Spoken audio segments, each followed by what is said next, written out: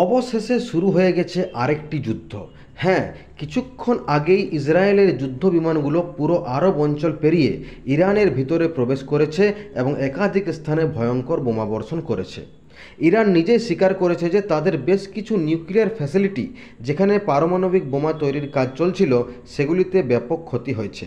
আপনারা ভিডিওতেই দেখতে পাচ্ছেন, আগুন ও ধোঁয়ার দৃশ্যই প্রমাণ করছে কত বড় ছিল এই হামলা। সবচেয়ে অবাক করার বিষয় হলো, ইরান গত 48 ঘন্টা ধরে হাই অ্যালার্টে ছিল। খবর ছিল যে আমেরিকা বা ইসরায়েল যে কোনো সময় ইরানে বড় হামলা চালাতে পারে, বিশেষ করে তাদের পারমাণবিক কেন্দ্রগুলোর উপর। তবুও ইরান ইসরায়েলকে থামাতে পারেনি।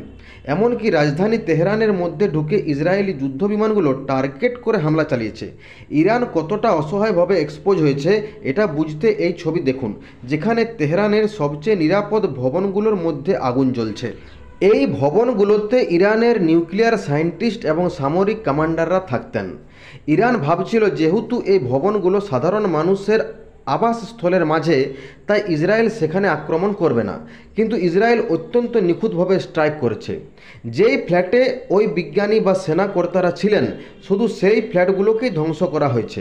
পুরো বিল্ডিং না ধ্বংস করে নির্দিষ্ট ফ্ল্যাটে টার্গেট করা সত্যিই অভাবনীয়। বিশ্বের সবচেয়ে দক্ষ পাইলটকেও যদি বলা হয় শুধুমাত্র একটা ফ্ল্যাটে হামলা করতে, তাহলে তার জন্যে অনেক সময় প্রস্তুতি দরকার হবে।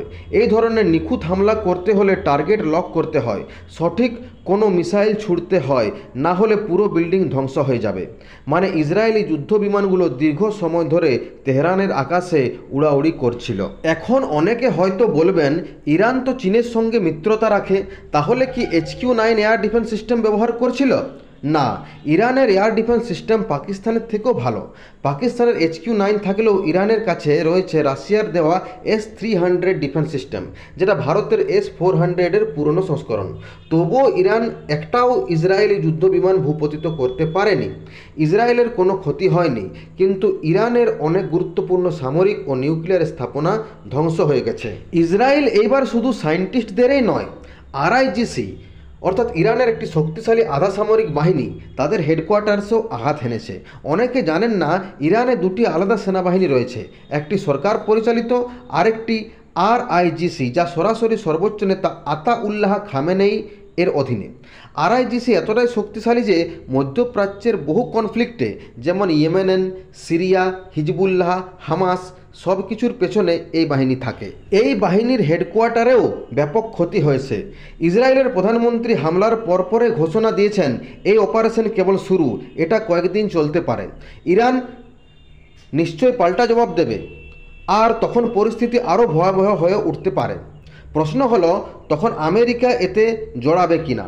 যদি যুক্তরাষ্ট্র যুক্ত হয়, তাহলে ইরানের ভেতরে গ্রাউন্ড ইনভেশনও সম্ভব। মানে এইবার হতে পারে পুরোপুরি যুদ্ধ, না ফিরবার লড়াই।